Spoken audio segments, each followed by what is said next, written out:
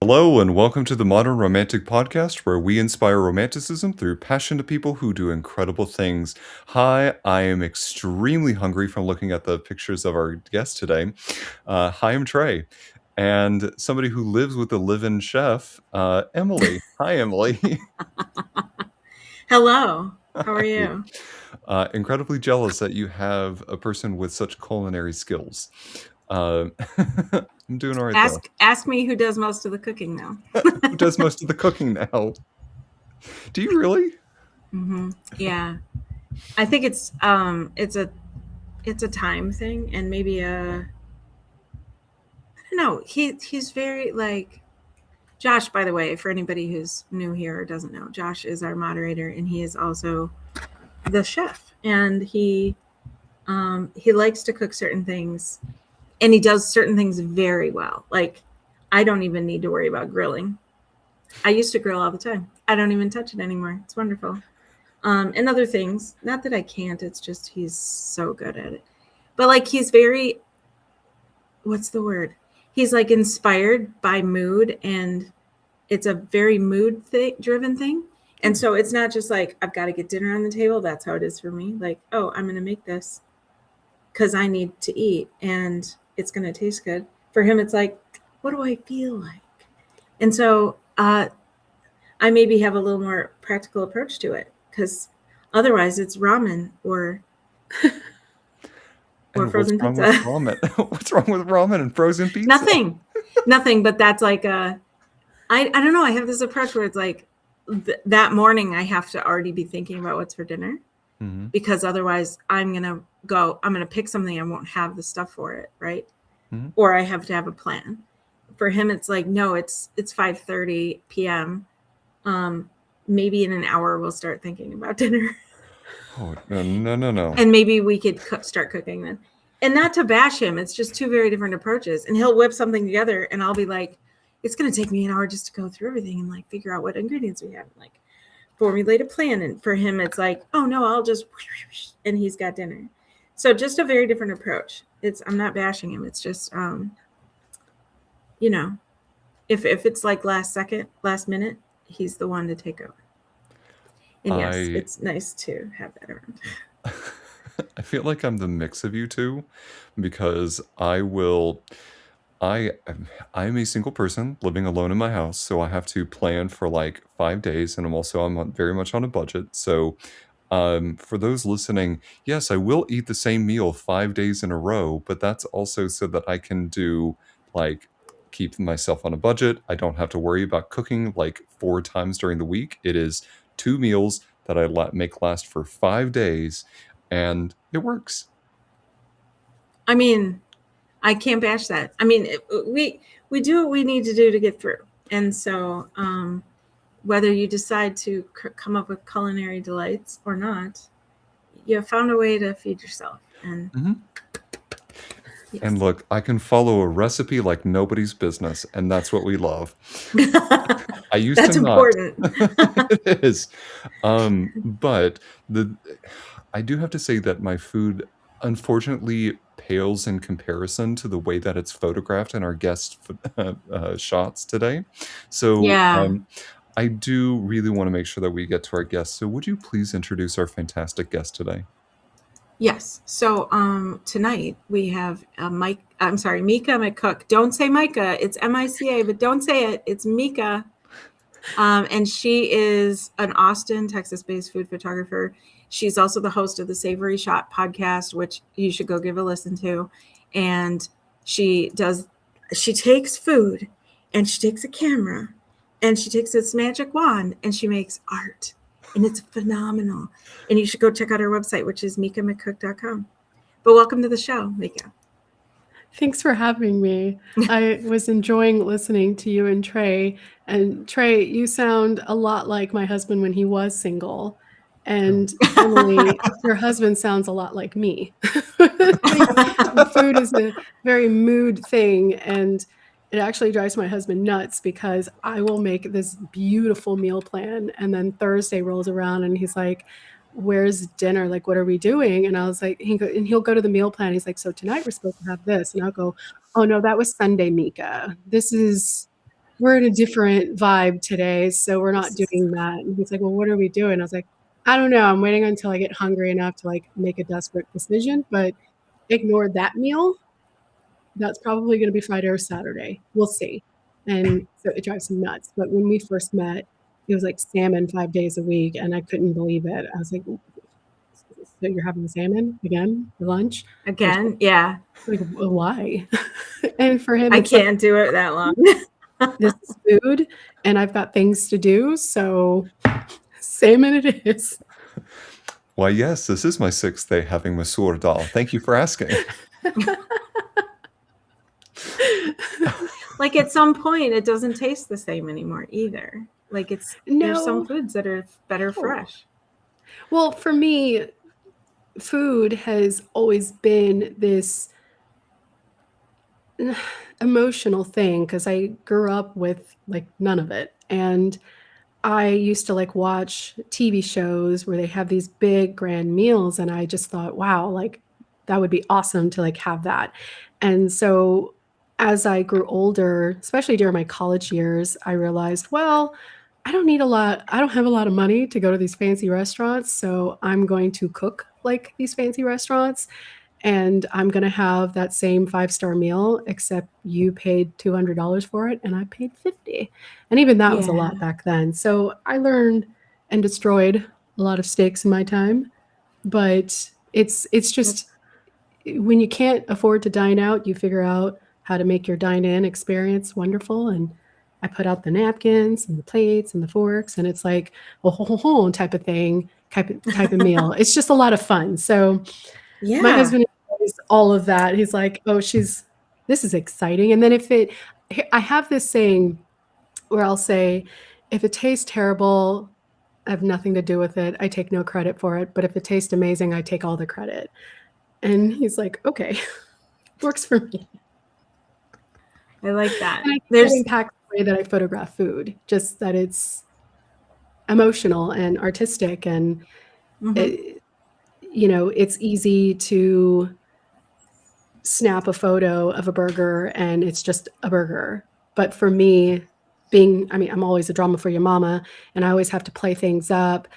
But for me, it's like, this isn't just a burger. This is the best burger you've ever had. And we're going to put it in this fancy spotlight. And oh, there's this wonderful light coming in from the restaurant, and we're going to play that up. And so when you see this burger, you're going to think, I cannot live a peaceful existence until I have it. Now, I can't say it'll taste good, but it will look good. So, something you said, I love I guess maybe I'm thinking about how I have more of a practical approach to things, but really in the end, there is joy when I don't have to, when it comes to food. And so like, I remember when I first moved here, I took a little mini marshmallow and I put it on a plate, and I took a culinary torch and I torched it so it looked like it had been roasted over a fire. And then I left it in the middle of this big plate and I handed it to Josh. And I was like, here you go. And I was just being cute. But the joy you get in things like that is probably similar to like what you're talking about. Like if you take those moments to make it something special or make it something different, then and it's so much more special that I get to make it for someone. Like my love language is acts of service and gift giving. I love to give gifts. I love receiving gifts that are well thought out. Don't just give me a gift. Give me something that you think of that reminds me of whatever. And I will carry that probably until I die. Like put it in the casket with me. And it's the same way with, when I cook for my husband, it brings me joy to see him enjoy this meal that I cooked.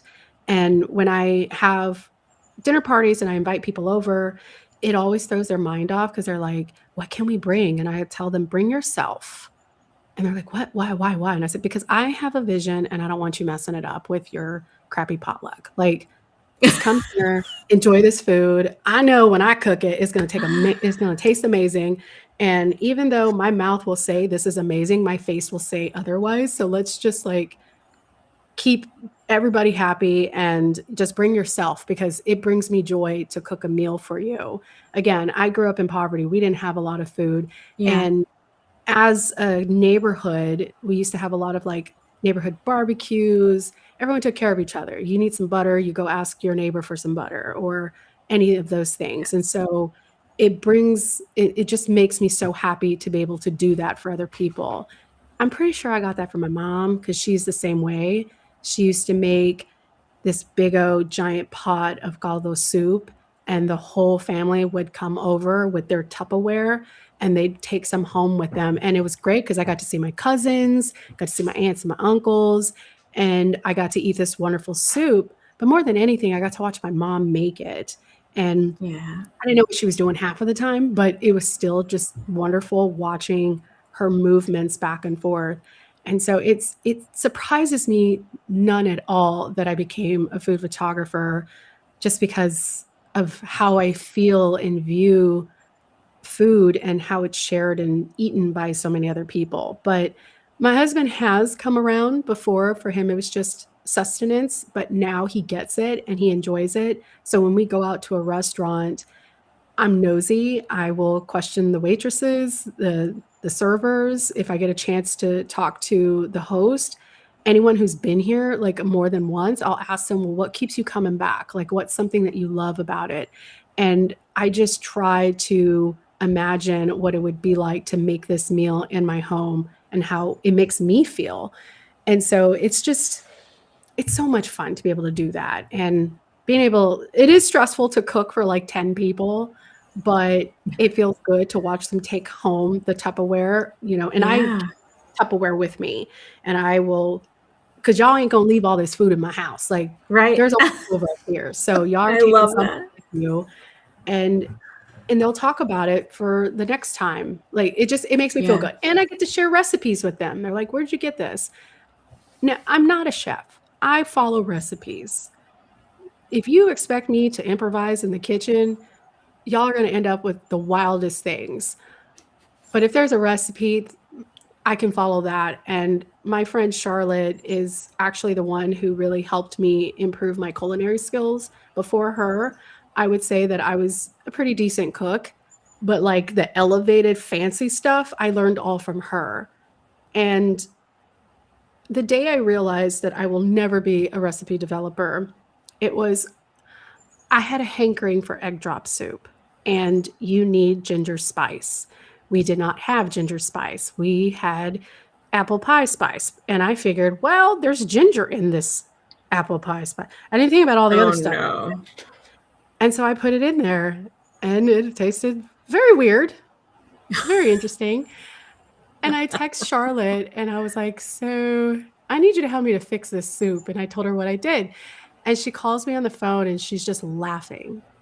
That's it. No words, just deep, guttural soul laughing.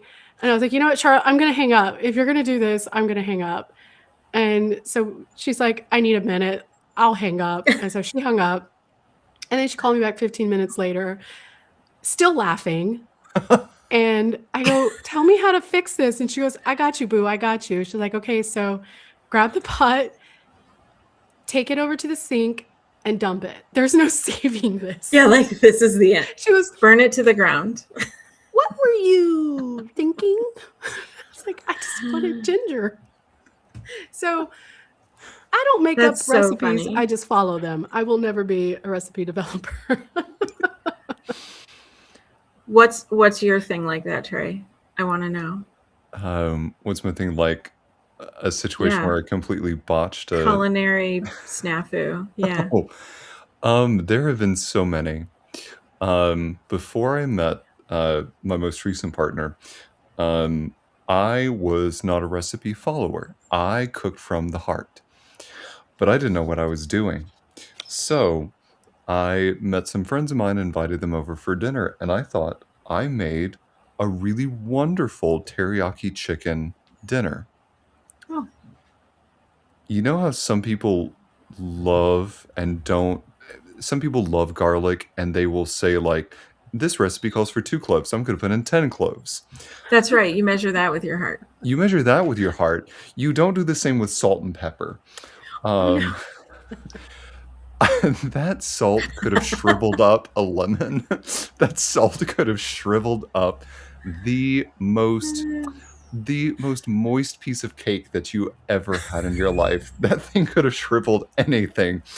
And what I had the nerve to do and what I found out later is that the partner of the couple that I invited over is a professional baker and chef. Oh, And that's wonderful, isn't it? they took 3 bites of their food, set it down, and said, "We're full." And they were so polite about it. And then when I questioned them later, they said, "You really should follow a recipe, sweetie." I love that. That's so funny. But I love sometimes it. that can backfire on you. The recipes in old-fashioned newspaper, it's the most minimalist recipe ever. Like I saw one recipe, it was like for a cake, and it's like flour, baking powder, salt, butter, bake. I'm like, that's it. No That's it. flavor. That's it. I go, what do you mean? Bake and what? For how long? How much butter? You're just supposed to magically know? It's like, yes. Oh, I see. Yeah. Oh. And it's Like, because they had very good limited luck. space. Yeah, they're like, here you go. Here are the ingredients. You can figure the rest out. And I was like, nah, I would not have made it.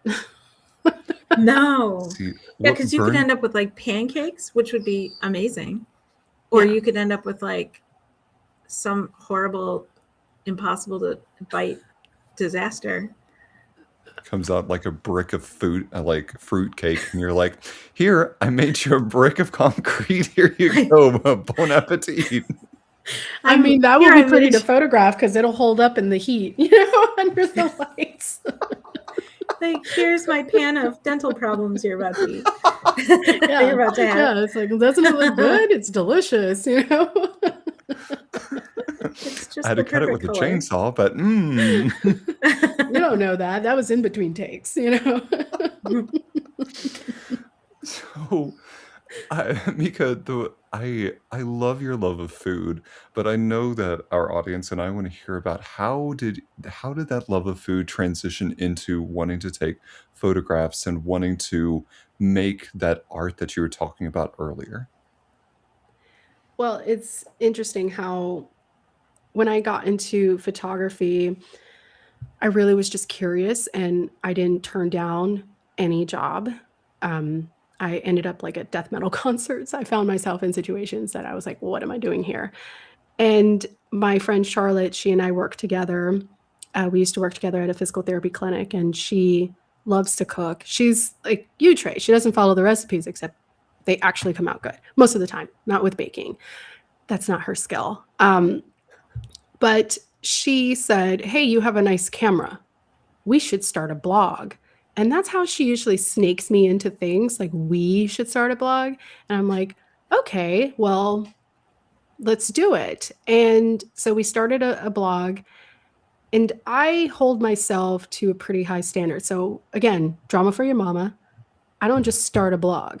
We're going to start the best blog Yeah, in existence. So that's we're not just right. going to have photos. We're going to have the best photos. And so I just immersed myself in food photography. I looked at what other food blogs were doing, and I learned everything I could about it. At the time, I was predominantly earning my money as a family photographer, and I actually had returned to school to study photography. And while I was, I'd present my family photos to my teachers, and then I'd present my food photos. And I had an interesting conversation with a professor of mine, and he said, you really talk a lot about food with passion, and you light up and you just animate. When you talk about your family stuff, it's like you're checking off a list. Like it's a to-do list. I got the smiles, I got the shoulders, the pose is good. So he wondered why I was not pursuing food photography. And I said to him, well, there's so many out there already. What can I, like, there's no way I can make a living off of this. He said, well, do you think that would stop any restaurant from opening just because there's like 10 other restaurants in the area? And that was enough to convince me to go, okay, maybe I should pursue food. How I fell in love with food photography was at Reading Terminal in Philadelphia. It was a very just pivotal moment for me. I had never seen anything like Reading Terminal. It still is my favorite place on the planet. If Austin wasn't so amazing, I would Mhm. live in Philadelphia just for Reading Terminal, but I loved the feeling that I got from it. My camera could not stop clicking, and I just knew that the feeling that I felt in that moment, I needed to chase that forever. And so that's how really truly the food blog is how I got into food photography. Reading Terminal is how I fell in love with food photography. And it took me years to develop my style and what I liked. And that started with visiting art museums and falling in love with Golden Dutch era and romanticism type of art. So, it's all happened in different phases and different stages. And I fought hard for my style because my teacher told me it's very punchy. And I was like, oh my God, that's the worst. Oh my God, it's punchy. What am I going to do? And then I was like, you Yeah. know what? Yeah, it is punchy. And I like that. And I don't see anybody else doing that. So I'm going to hone that and explore that. So yeah, it's been an interesting journey of photographing food in the way that I do, how I feel when I go to an art museum.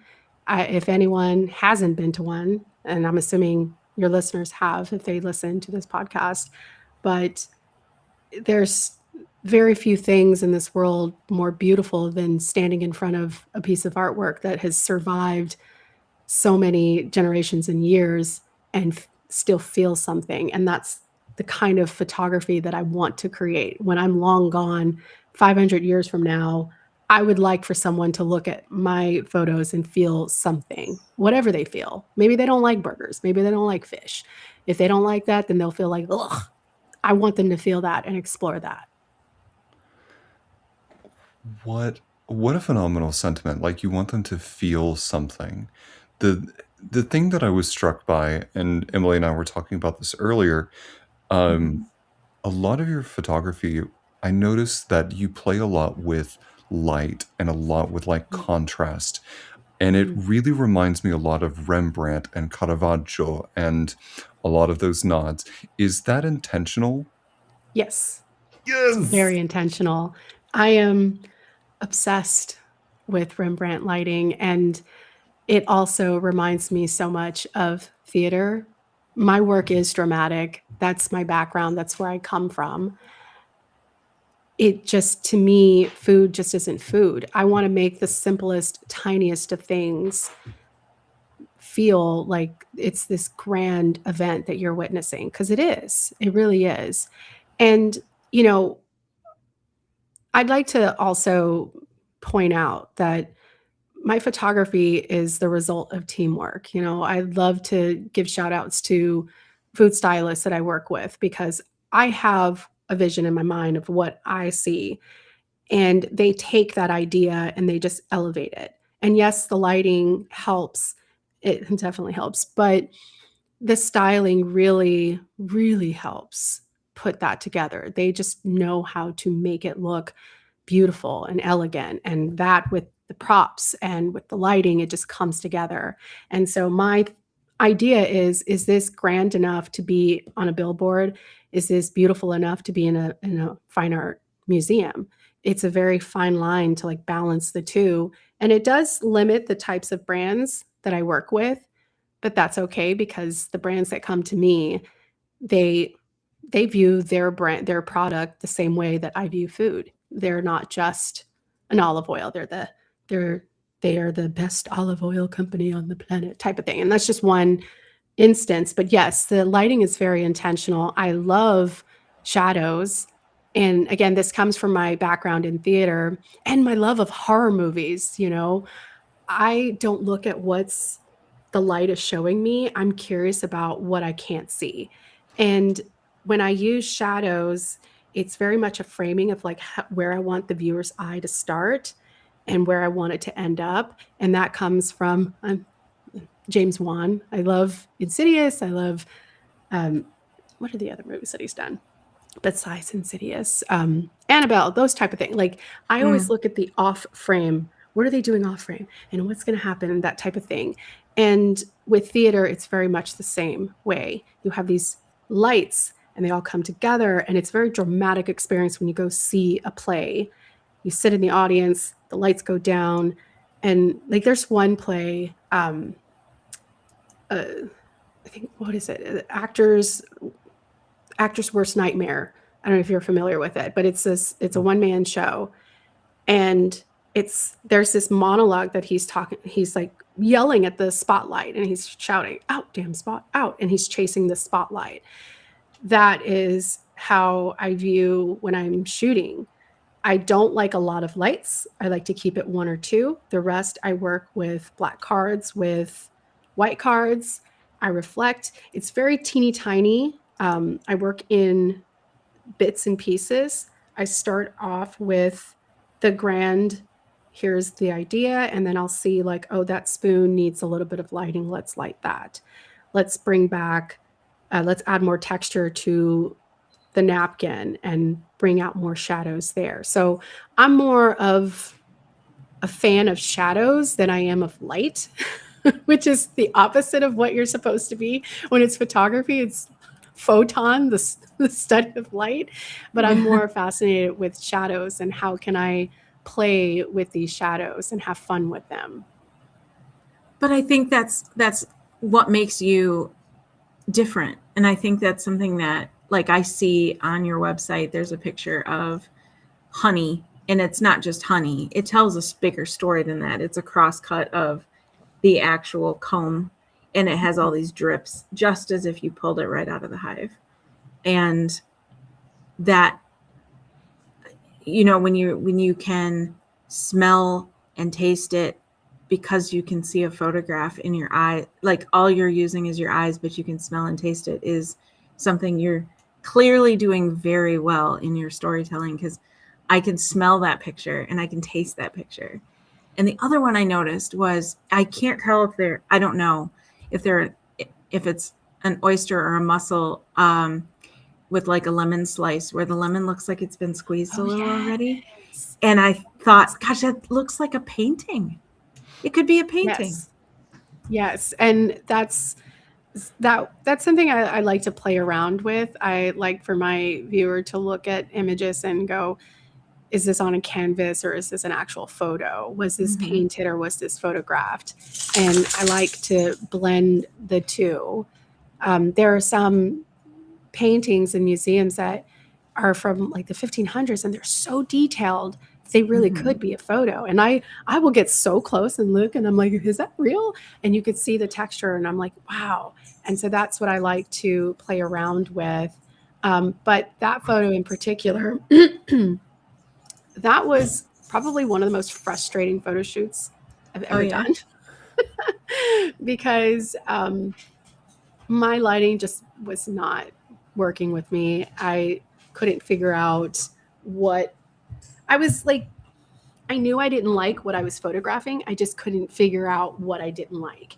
And when you get in that frustrated place, the kind where you just need to walk away and just take a breath and take a minute. So that's what I had to do. But I felt like it was like coming off flat. And I'm like, Christina was the one who styled it, and it was just gorgeous. And so we paused, and she's like, what aren't you liking about this? And I was like, I think it's the direction of the lighting. We're shooting top down, and there's just not enough. What can we do to add enough? And so what we ended up doing is we ended up taking extra lights away, and we just pared it down to one light. And then we slowly lifted the light up half stop by half stop until I got to a point where I was like, this is perfect. Because I just wanted the light to just kiss the musks and the lime. And the lemon was just like first thing that was popping in my eye. And I was like, no, I want the oyster shell to be the thing that people look at. And I want to see that texture. And I want the grass, or I think it was like, can't remember what she used exactly, but I didn't want the lemon and the green to overrun the image, because I wanted it to be about the shell, but I also wanted drama. And we were shooting on a black top, so it's already sucking in light, and I'm trying to create a shadow of the dish of itself, which adds drama, adds texture. it was just looking like a plate that was floating in space. And so, once we removed things and lifted the light slowly, then I got that drama look that I was looking for. And now it's one of my favorites because of how much of a struggle I went through to get it. Yes. Yeah, it's, and another thing I noticed is every single one of these is art enough to be on the wall of the finest restaurant. I could see them framing that and putting it on the walls. Like, this isn't just, we're going to show off the food we can make, but like also it's art. And that was another take I had. Like, I could walk in anywhere and see these, maybe not anywhere, but like a nicer place. And I could see even hanging some of these in my own kitchen. Like, I would want to. This picture with the pumpkins and gourds, that's so great.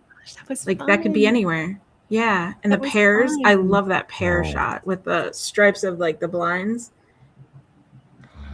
Yeah. Those were fun to Yeah. just play with and explore with. And, I encourage anyone to continue to be curious about what you're creating, find moments, find things that you just haven't photographed, think about why you haven't photographed it, and then go try it out. It doesn't mean it's going to turn out perfect. And I think I have a tendency of putting this pressure of like creating fine art every time.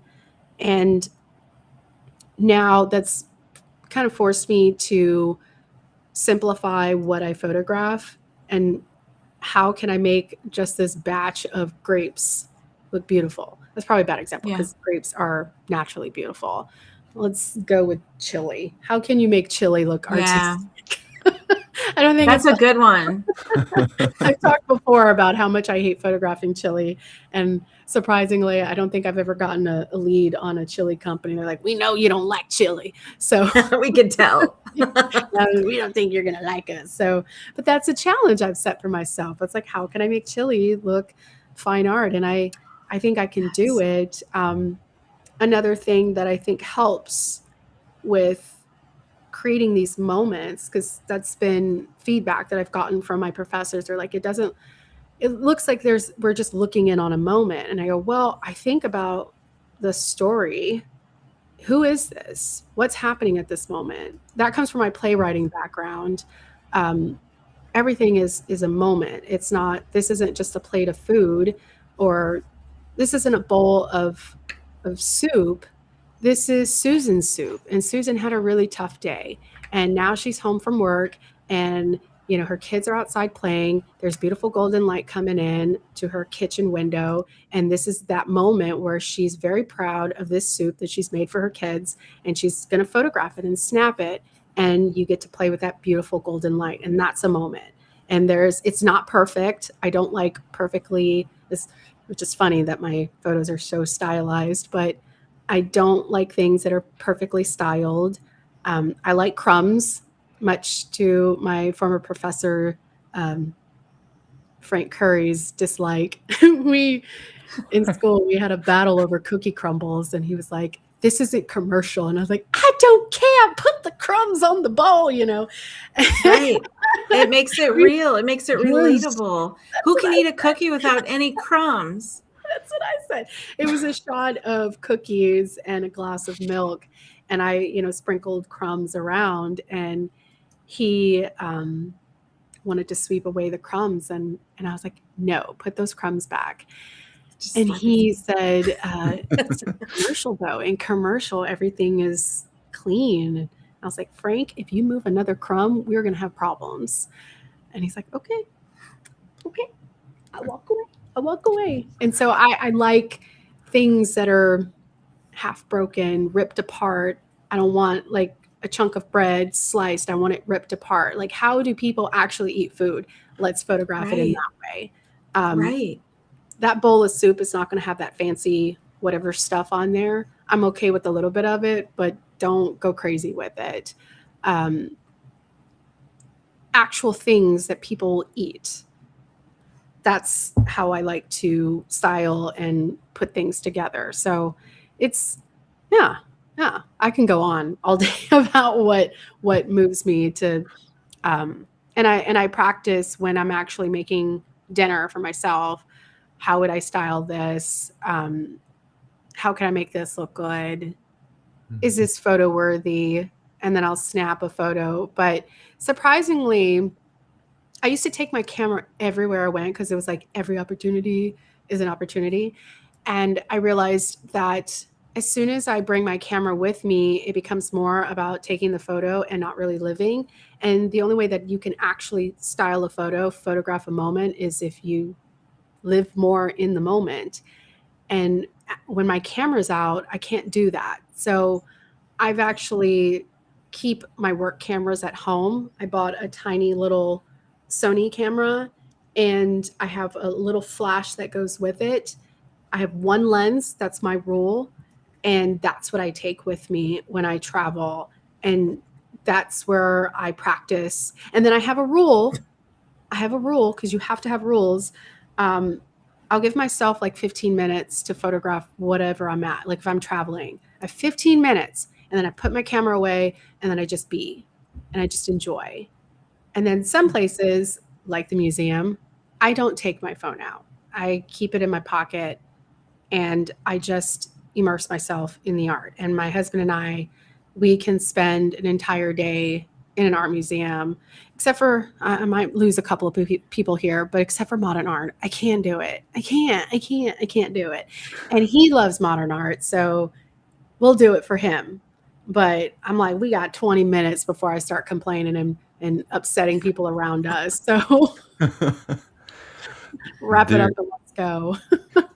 I will have to say there was a really cool modern art museum, and the I am much like you, I don't always enjoy modern art, but I appreciated this one because they had a room dedicated to recreating, fashion pieces. This person had done, like, a fairly abstract concept of like a room filled with these abstract designer pieces.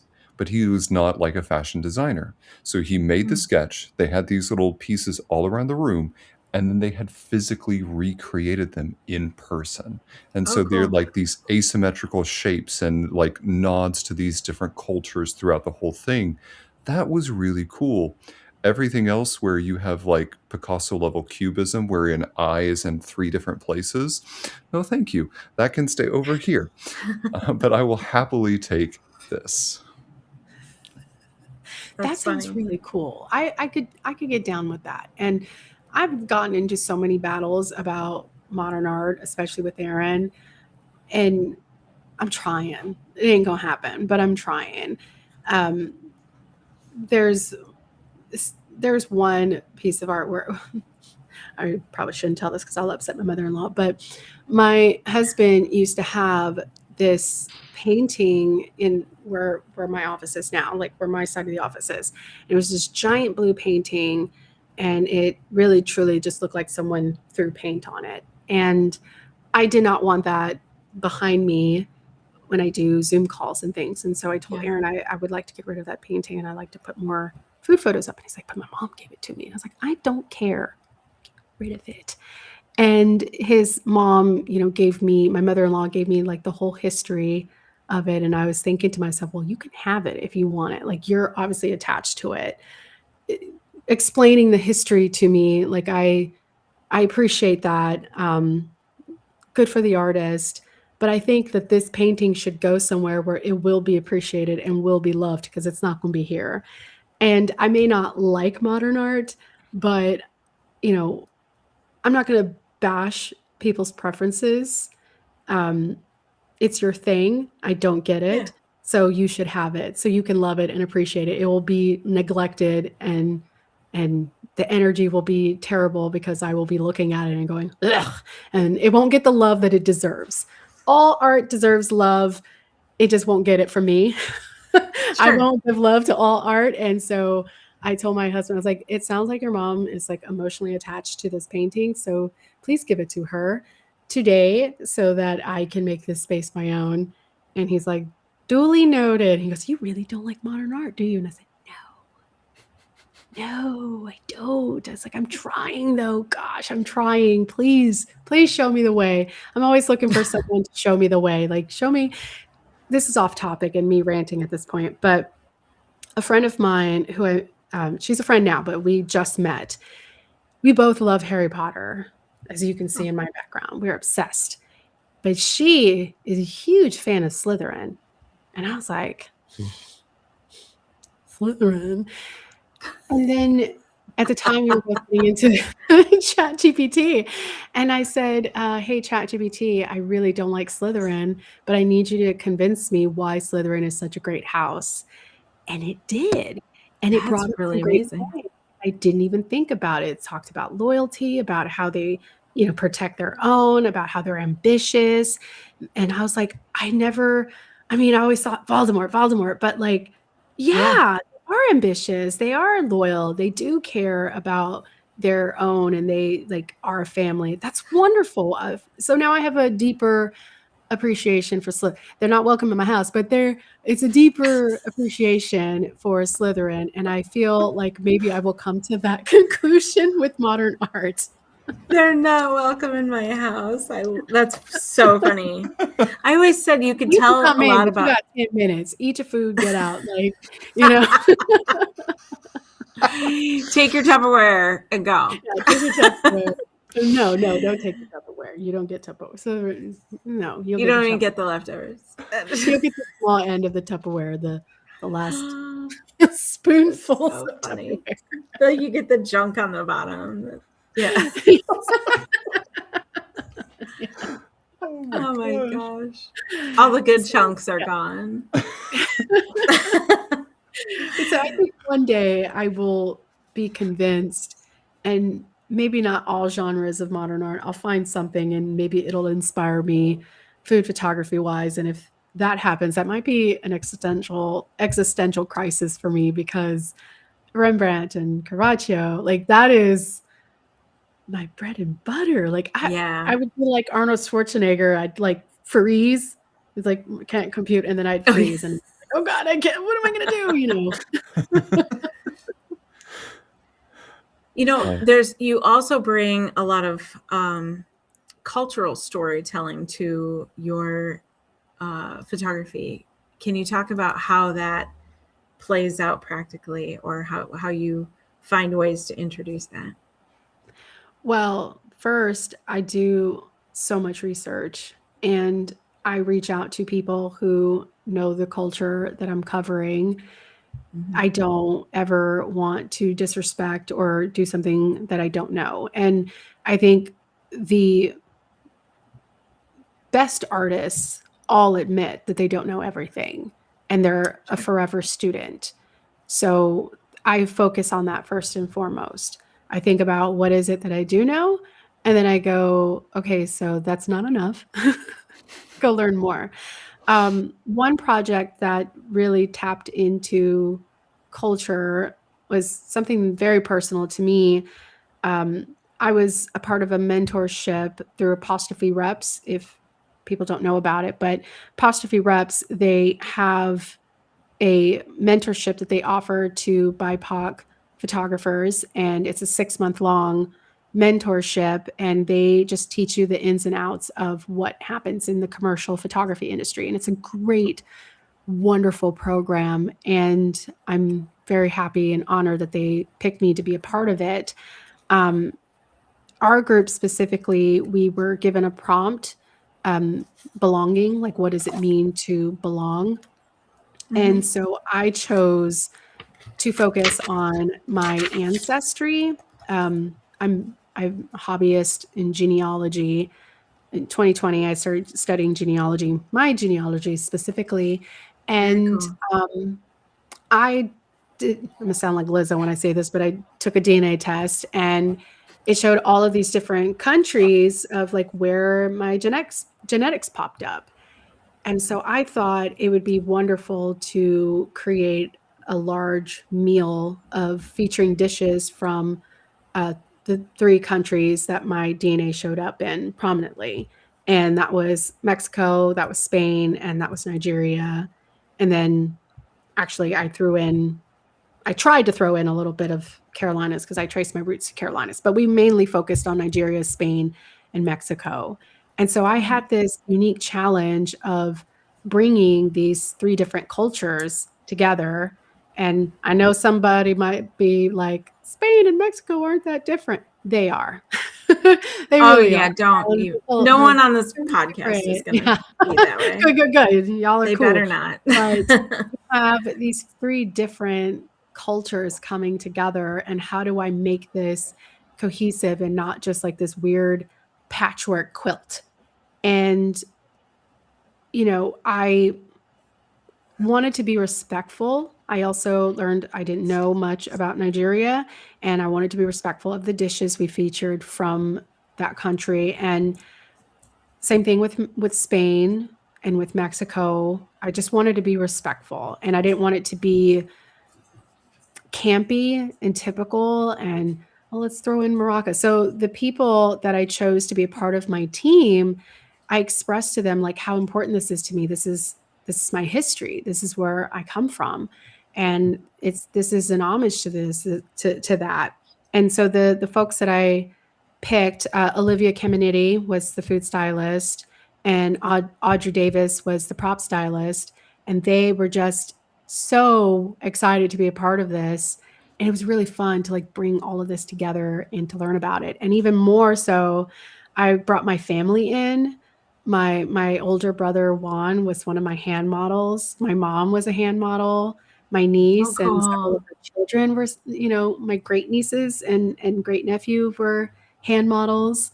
And it was really cool to like show my brother, this is the genealogy, our makeup. Like I explained to them where our roots come from and how far I've traced everything back. And they were like, wow, we didn't know you did all of that. And I was like, what do you think I was supposed to do during 2020? Like all my jobs just Right.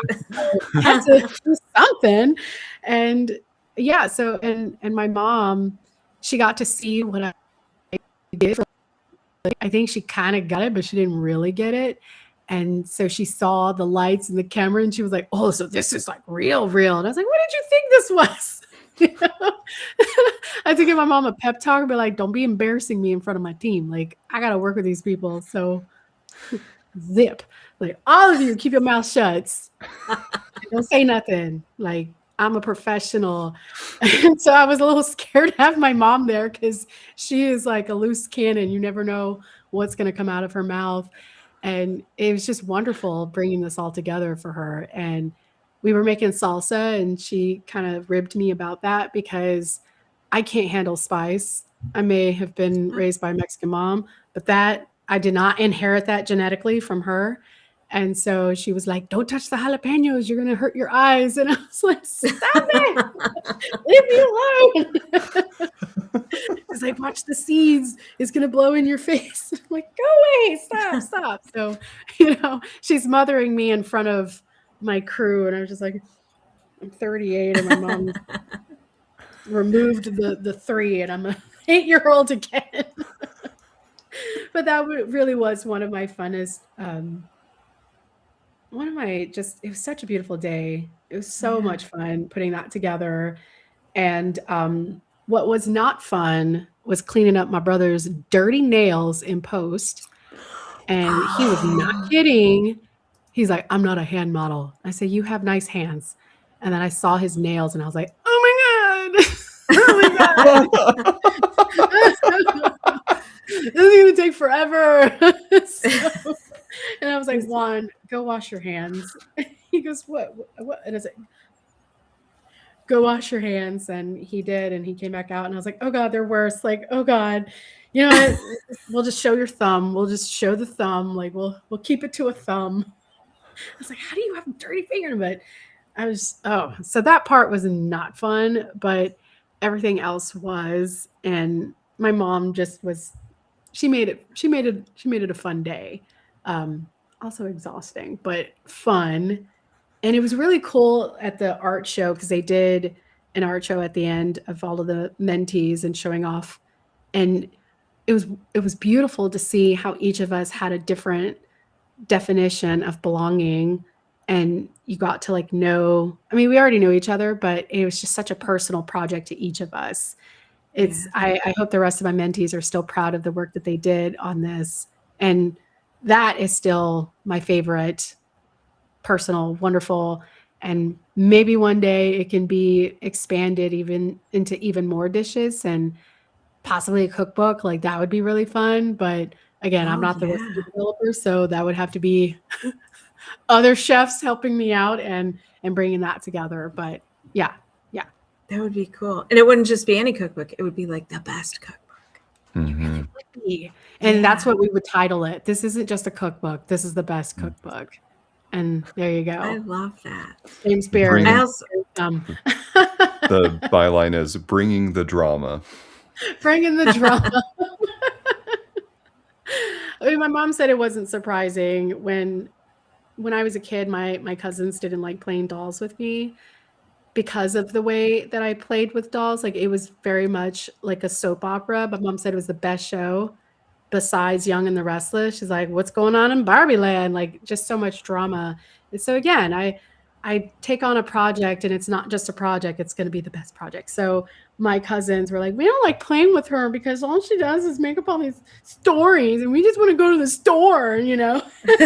Like, but what happens on the way to the store? Oh, there's a car crash, but not just any car crash. It's the Genie car crash, you know? So, yeah, and everyone had a history. And oh no, mom, that dog can't go with that one. They're mad at each other. It's like, oh, you're mad at each other. What happened? Well, first of all, type of thing. So they all have a story. You yeah, can't I mean, ignore the you guys backstory. can't see in my house, but I have a collection of coconut heads. And the first coconut, his name is Princess Pirate Coco. He belonged to my husband.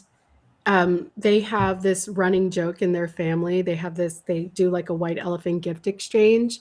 And his parents went off on a vacation. They brought back this hideous looking coconut head. And for years, Aaron landed with this coconut. And when he and I first started dating, I saw this coconut in his garage and I instantly fell in love with it. And I was like, "Ah, why is this in the garage?" And he goes, "Here, take it." Ha, you know? And I built a story. It's like his name is Princess Pirate Coco, and he wears a tiara and all these things. And then over the years, his mom and his dad, they got me coconuts over the years. And then Aaron and I moved in together. So he thought that he got rid of a coconut, but now we have like 6 coconuts and they all have stories. We have the twins, we have the sisters. They can't be like right now, they're fighting. So they're on other sides of the shelves. And I love that. there's a whole story behind it. And so my husband, he's come to like accept Princess Pirate, but like when we moved in, when we agreed that we were going to move in together, he went, "Oh no." I go, "What?" And he goes, "Those stupid coconuts. You're bringing them, I mean, aren't you?" to be Like, fair, he started it, right? I he mean, started Mm. it. He should this is not have his shown me that doing. coconut.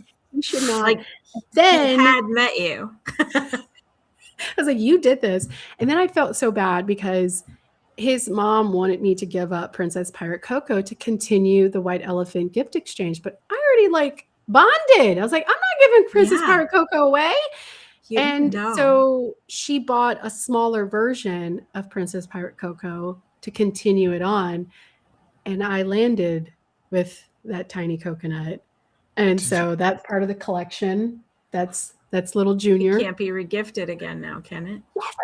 Never. So, like everything has a story, and that's really how I approach my photography. Like, who is this person? Who, what, when, where, why? Who is doing it? Why is this happening? And what are they thinking about? What kind of day are they having? What kind of night are they having? What are they going to do after this? Why are they having tea? Are they trying to go to sleep? Well, black tea is probably the last thing, or maybe they're trying to stay up. Like there's a story for everything. And I think that really impacts how you bring props together, how you style the food itself, even how you light it. I think if people approach their shoots from that perspective or any kind of creative project, who is this? Like if you're a seamstress and you make clothing. Who is this for? What will they be doing when they wear this outfit? Yeah. How is it supposed to make them feel empowered, sexy? Are they like working? Is this a working outfit? Those type of things. Artwork. You're making this piece of artwork. What are they going to do? What does this person feel when they walk past this painting in their home? What do they say to their friends and family? How did they find it? Did they find it at a garage sale or at a thrift store, or did they go to an art show and they just saw it and they're like, oh, I got to give up all my money for this? Like, when you think about just everything, the atmosphere, it really does impact how you create something. So yeah, it's drama Absolutely. for your mama is not a bad thing. Well, and I would say the thing that you said way back in the beginning of this episode is 100% true for your work. And that is what your pictures, what your photography does, that forces the other people, your audience, to do is it immediately forces them to think about what is happening off camera right now. And that is like, oh, this spread on the table, the only thing that isn't pictured is the family that's about to eat it. And things like that. Those spaces that you talked about in the shadows and things like that that are not visible are the things that also are speaking in your storytelling that I also notice. And I think that's absolutely phenomenal. Thank you. Thank you. Yeah. A It's fun. challenge for our listening audience. This is actually a challenge I would like you to do. There is a moving shot that Mica has on her website of a woman bringing in a fairly large handle of Tito's vodka on a platter into what looks like a Thanksgiving dinner. My question is, why? Craft a story and send it to us. Ooh. And send it to Ooh. info@themodrom.com. And Info. yeah, Yes. info@themodrom.com. That'll be I love somewhat that. And fun we'll to hear share the them with reply. you. Yeah. That'll I'm be sorry. somewhat fun. And one thing we do every episode now is we take a question from our previous guest and we share it with our current guest. And then we take a question from our current guest and share it with our next guest. So our previous guest was Victoria Kelleher.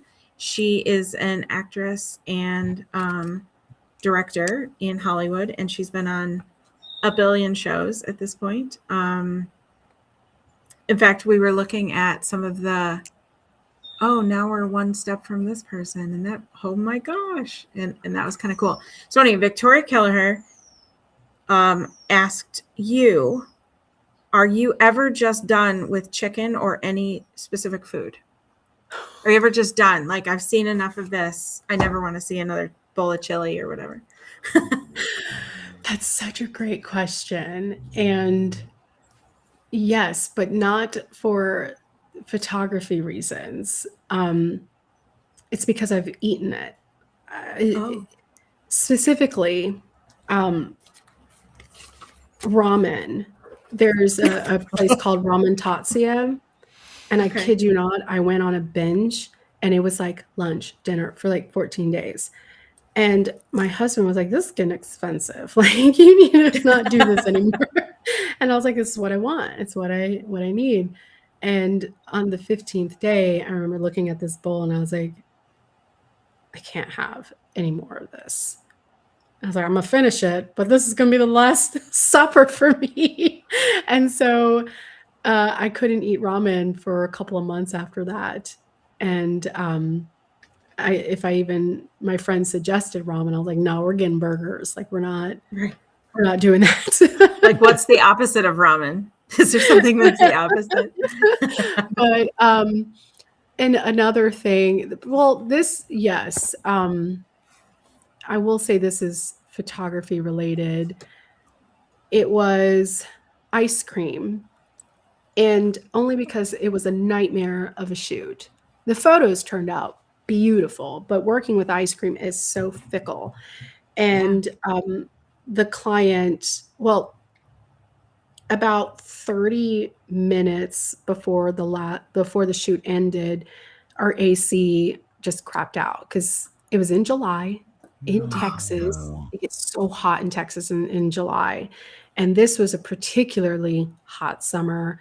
And normally when you do ice cream shoots, you want to check out like a meat locker or just a big walk-in freezer. But this was a startup company, so they didn't have that kind of budget. So we had my home studio to work with. And I cranked it as low as it would get. And the AC machine basically froze. And it just Oh yeah. 30 minutes in. So that is when my client decides, hey, let's throw in this new shot. And I'm like, do you not see the beads of sweat rolling down our faces? Like, we don't have time. Your ice cream's going to melt like that. And the shot that my client wanted in particular, it was a scoop of every one of her flavors, and she wanted a top-down shot of that. Unfortunately, we did not plan for that. We did not prep for it. When you photograph ice cream, you have real ice cream, you have to scoop them out first and then leave them in the freezer. But they have, like everyone knows, they have a quick shelf life. And so we did not have enough ice cream scoops to get that perfect flat lay that she wanted, but she wanted it. And I said, okay. And so we tried to prep as much as we could because the AC is out. It had to be one of those things where you shoo, and then get out. And so we did the shot, and it was okay. But it definitely wasn't what I would have wanted for like a final shot. But she loved it. She thought it was great because it was like melty a little bit. But I was like, this is my feeling right now. I'm melting. After that, I could not eat ice cream for a while. Just even thinking about ice cream, I was like, oh God, the AC's out. I can't do this. And yeah, I was just, and then also we were left with about 40, 50 servings of ice cream. And Erin enjoyed all of it because she brought a bunch of ice cream. Like she made all these flavors. Like when I do want ice cream, I go to her. Like Lotus Creamery, it is the best ice cream in Austin. Her flavors are unique and it comes from her heart. Like this is a startup for her and her husband. And she just was so talented and so sweet. So I'm glad that like she saw that I could fulfill that vision for her. But she left a lot of ice cream in her house. And Aaron was not complaining. He was living his best life. Yeah. And I just could not have any more ice cream. I was like, I will turn into ice cream if I have another scoop. So none of that. And now recently, cookies. I've done 3 back-to-back shoots of cookies. And I can't do it. I can't do it anymore. 2-3 shoots ago, the client left me enough cookies to enjoy. My husband ate all of them and I got none. He ate 13 giant gourmet cookies. And I'm like, first of all, where's the room? He's a beanpole. I was like looking around. I was like, is the cookie in the room? Like, who does that? In 2 days. I was like, who? But I guess it's all right because if I see another cookie, I can't. I'm a riot. Like I can't do it. So right now it's ramen, it's cookies, and ice cream. Which is Isn't fine. it funny? I'm intolerant. I shouldn't have ice cream anyway. So I shouldn't even mess around with it anyway. Isn't it funny how you can like look back at a picture and you can feel the feeling all over again from the feeling you had when you were shooting it? Like, yes. Like, oh, I'm sweating again. I'm miserable again. My AC's out again, all over. Absolutely. When Charlotte and I had our food blog, it used to be called Let's Talk About It blog. And we used to create 3-course meals based off of book characters. And neat. Yeah. Like I didn't have the skill back then. So like they didn't look that good, but the thought and intention was there. One of the books that we featured was Hitchhiker's Guide to the Galaxy. And we had all these like wonderful ideas of like space and how to make it look futuristic. And again, my skills just weren't built And it was the most frustrating because everything that Charlotte baked just didn't look good. And the lighting was craptastic and I didn't know why. Like, I just didn't know why. Now, if there's Sure. bad lighting, I can figure out what it is I don't like and how to fix it. Back then, I was just like, this just looks bad and I don't know why. And Yeah. we midway through, Charlotte tried to make this like whale marshmallow cookie. It did not look like a whale. It just was Oh like no. gingerbread with marshmallow. And we tried to like keep it together and it just broke in half. And I looked at her and I was like, I'm done. I'm going to throw this plate of marshmallow gunk and I just want to cry and I'm done. That fish looks like food poisoning. Like, none of this should not be published. Like, everything on here looks inedible. Like, I would not feed this to my enemy. Like, we cannot put this up. And so we never published those recipes. But every so often, when Charlotte and I need a good laugh, I'll just send her a photo of the poor little cookie, the whale cookie, and we'll just laugh and be like, yeah, we remember that day. That was a very frustrating day. And now I'm like, well, now that I have like some skills, I wonder if we could recreate that and like, I don't know, redeem ourselves. But then I'm Oh like, no, yeah. let's keep That would be it. really Let's fun. keep it. I see the humor in it now. Let's keep these crappy photos. And then whenever I feel like a bad photographer and like I don't know anything, I can go back and look at those photos and go, girl, you all right. Look how far you've come. Right. You got it. You fine. Two So quick our things. Sorry, go oh, ahead. go ahead. I'm No, sorry. I'll share it after. Go for it. It was about no, I was just going to ask her the question for the next guest. So if you want to interject it, go ahead now. No, go for it. Okay. Our next guest is next Monday evening on our live stream is Jane Ann Krentz, the author. And so we need to ask you a question for her. Do you have any questions that we should ask her? Yes. After hundreds of books, what are you still trying to learn about romance? Oh, I love that. That's a great question. I love it so much. Oh,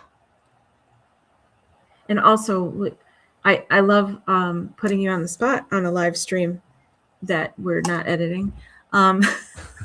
We can't edit because it's live. We would love to have you back on the show Please. because you are delightful. And I'm wondering if you would just say yes on a live show. Absolutely. Yes, of course.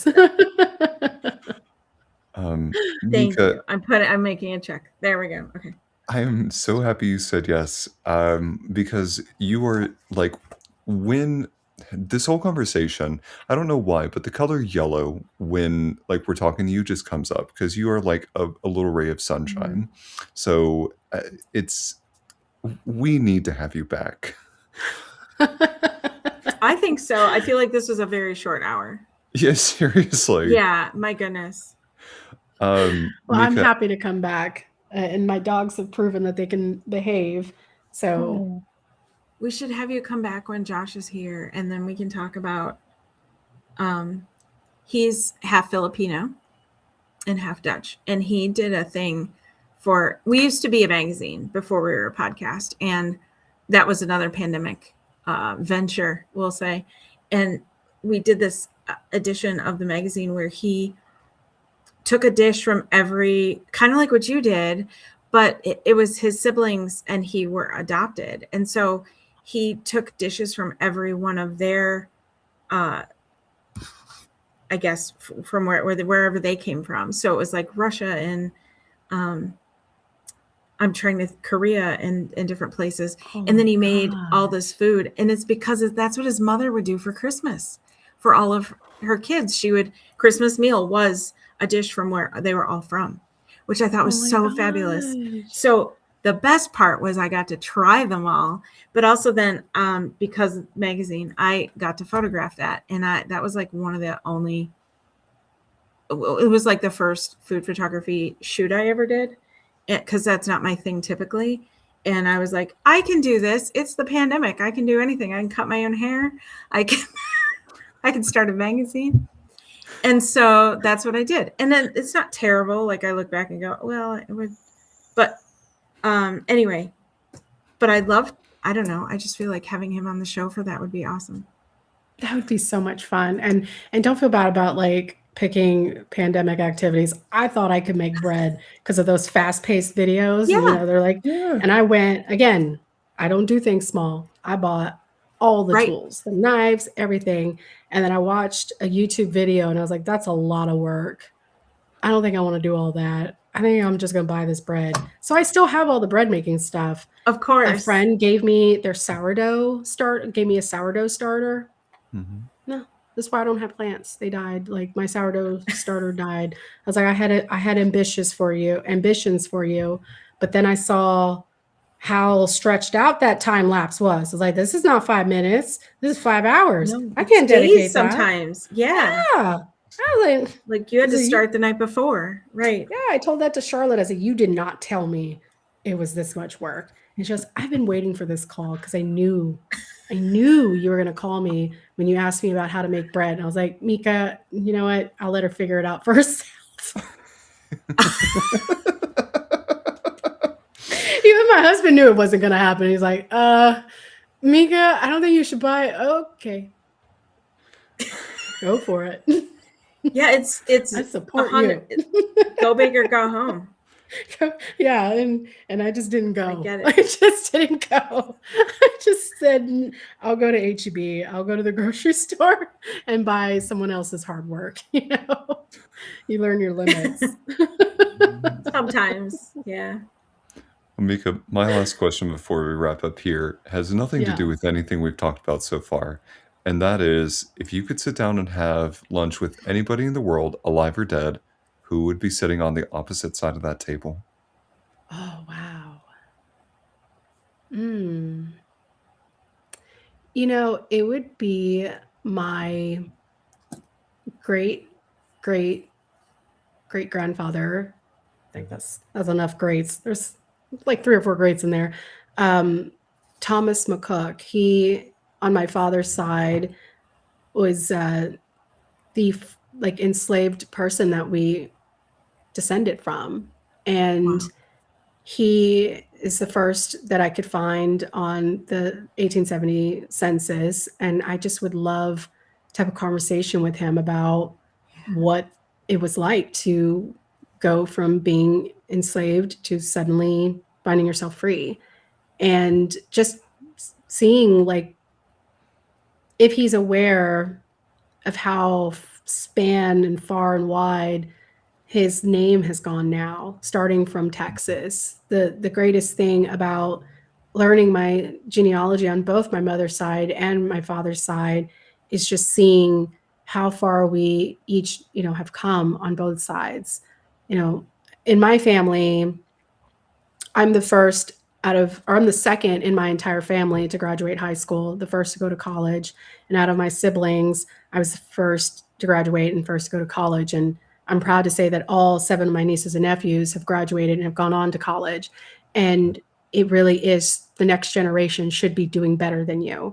And so I would just love to know that Thomas knows that his generation after generation have come so far, at least this branch.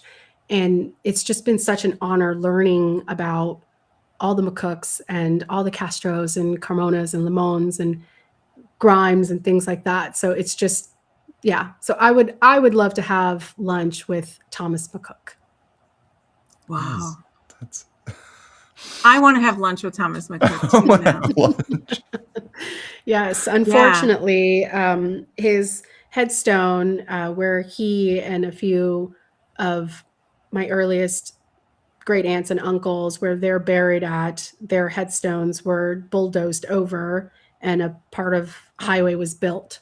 So Oh. there's nowhere that we can honor. I know that I was in conversation with someone who works with the historical foundation here in Texas. I know there's like a more official name for it, but we were trying to find the specific coordinates of where they're buried, so that way we can at least put some kind of landmark there or some kind of Oh yeah. something. But so that's the other sad part about learning about, especially within the African American communities, that a lot of headstones just were not preserved in smaller towns and areas. So unfortunately, I can't do that, but I still can try and honor his memory and all of the other memories in other ways. Yeah. Yeah. You know, I'm going to add this to the show because I discovered it today, and it's actually kind of the most amazing thing I've heard in a very long time, and it blew my mind. And I feel like this is a good time to share it because I want to actually, I don't know, I want to spread this around. Do you know who Ruby Bridges is? Yes. Vaguely? No, Okay.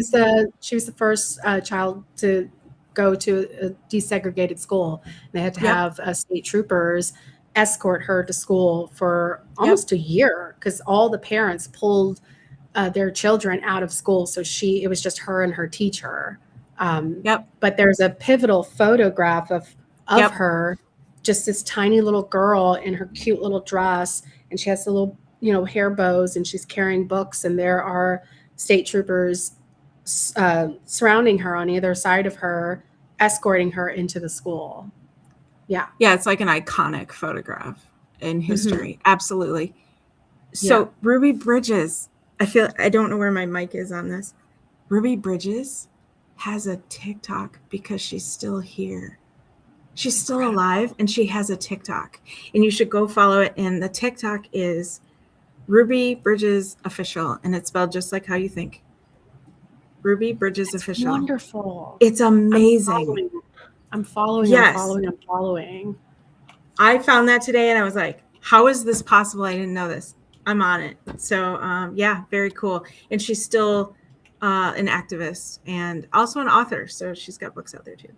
Anyway, people can go follow you online as well at, your website is micamccook.com, MICAMCCOOCK, or MCCOOK.com. Sorry. Yes. And then what social media can they find you on? I am mostly on Instagram these days, and it's mica.mccook. And you guys will see the funny stories with my dogs and my behind the scenes of like photo shoots and things that are inspiring me as of late, photos, videos, that type of thing. So I live in the stories and the DMs. That's my jam right there. So that's awesome. So go follow and support Mica that way. And one day when she comes out with that amazing best cookbook, you should buy it. Yes, the best cookbook. And then what was the byline that we picked about the drama? The drama. All about the drama, or bringing the drama. This isn't just a cookbook. This is the best cookbook. And it's all about the drama. All right, I'm going to find a way to make this happen. I don't even know what I'm going to put for recipes. Probably chili. I will photograph chili. As we wrap this episode up, thank you so much, Mica, for being on the podcast with us. Thank you so much to our listeners out there who continue to listen to our episodes. We really couldn't do this show without you. A major shout out to our delightful producer and Jane of all trades, Sandra. Thank you so much for all that you do. You can find more episodes from us at our website, themodrom.com, or wherever you get your podcast from. We also have a Patreon. You can support us on Patreon by searching for The Modrom.